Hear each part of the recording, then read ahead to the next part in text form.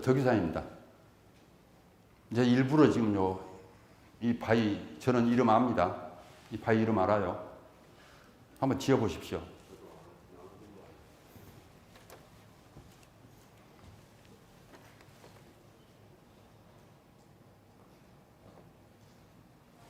요 이름이 덕유산 국립공원에서 공식적으로 제시한 이름은 대포바위입니다. 아마 마을 사람들은 그렇게 안 부를 것 같아요, 제 생각에. 국립공원 측에서나 대포바위 이렇게 이름을 붙여놨지 일반 동네 사람들은 저렇게 안 부를 것 같단 말입니다. 어디 대포가 생겼어 이게. 김춘수의 꽃이라는 시죠. 내가 그의 이름을 불러주었을 때 그는 나에게로 와서 꽃이 되었다. 여기다가 꽃자리에다가 대포로 바꾸시면 되겠습니다. 내가 그의 이름을 불러주었을 때 그는 나에게로 와서 대포가 되었답니다. 이름을 붙인다는 얘기는 그 대상과 특정한 어떤 의미관계를 형성한다는 얘기입니다. 그때 그 의미는 어디서 온 것일까요? 대포라는 지금 의미가 이 돌에서 옵니까? 우리에게서 갑니까? 우리가 부여하는 것이죠. 돌은 단 한 번도 우리에게 이름 지어주세요, 돈 꿔주세요 물어본 적 없습니다. 우리가 지금 어느 순간에 이게 뭐 같아요? 뭐예요? 이것을 뭐라고 불러야겠어요? 그것은 우리의 문제입니다. 우리 경험의 문제입니다. 또 대포라고 이렇게 이름을 붙여서 앞으로 네 이름이 대포야 그 말을 하시고 싶어서 이름을 붙인 건 아니시죠? 돌에다 말하고 싶은 건 아니시죠? 누구한테 말하고 싶으세요? 다른 사람에게 말하고 싶어 하는 겁니다. 우리가 이렇게 기호하는 이유는 돌을 위해서 하는 게 아닙니다. 우리의 새로운 의미를 부여하고 새로운 의미를 다른 사람에게 전달하고 이런 의도를 갖지 앞으로 돌에게 너 이러이러한 의미를 갖는 거야 알고나 있어라 뭐 이러진 않을 거라고 말해요. 그러니까 실제로 물리적인 대상은 전혀 미동도 않는데 지금 사람들이 오락가락하면서 이름 붙이고 거기에 뭐가 있고 그 비하인드 스토리가 뭐고 사실은 그냥 대포가 아니고 이게 따져보면 이 이야기는 사람이 만들고 있는 겁니다. 그때 그 사람이 이야기를 만들 때 뭘 동원했을까? 그 많은 이야기를 동원했을 때 자기가 지금까지 보고 듣고 배우고 느끼고 상상한 어떤 것의 일부를 이 돌에 사상을 할 겁니다. 그래서 그 관점에서 읽기 시작하는 겁니다. 이래서 새로운 기호적 의미가 만들어지죠. 이게 돌의 조합입니까? 우리의 조합입니까? 우리의 경험이죠.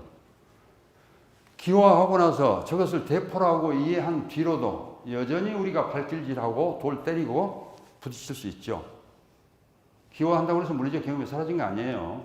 그러나 물리적 경험 없이 기호적 경험이 생겨날 자리가 없죠.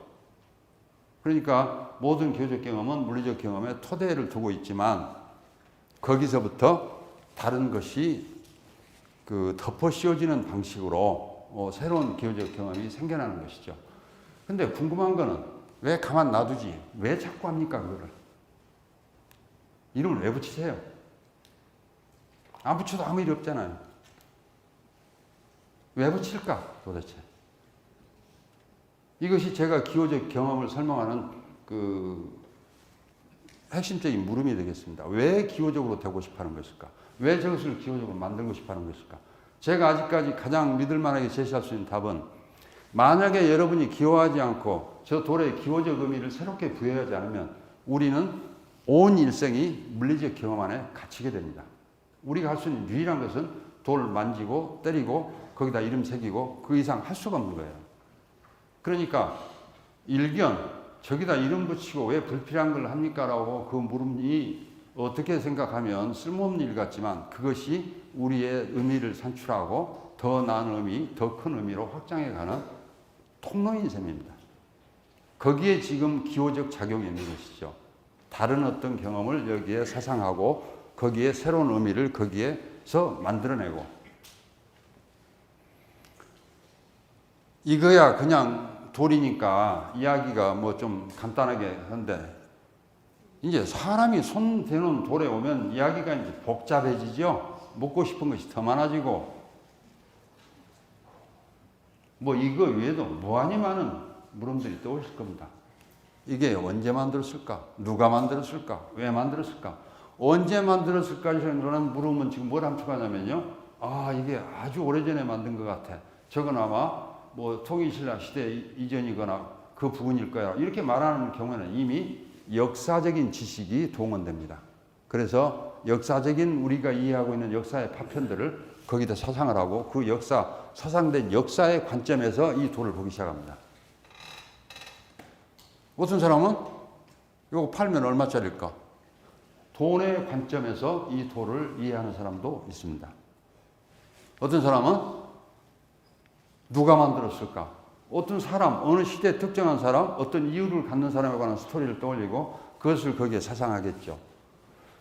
누가 정답입니까? 라고 말하면 쉽게 단언하기 쉽지 않죠. 더더군다나 이건 화순 운주사 절 자체도 지금 잘 알려져 있지 않은 데다가 정확한 문헌도 없고 모두가 기호적으로 지금 해석해야 할 상황인데 가장 그럴듯한 해석은 있을 겁니다. 모든 것을 종합해 볼 때 어떤 누구의 사상이 가장 믿을 만한가? 이건 모를 수 있겠지만 어느 누구도 확실한 이해, 이건 좀 곤란하죠.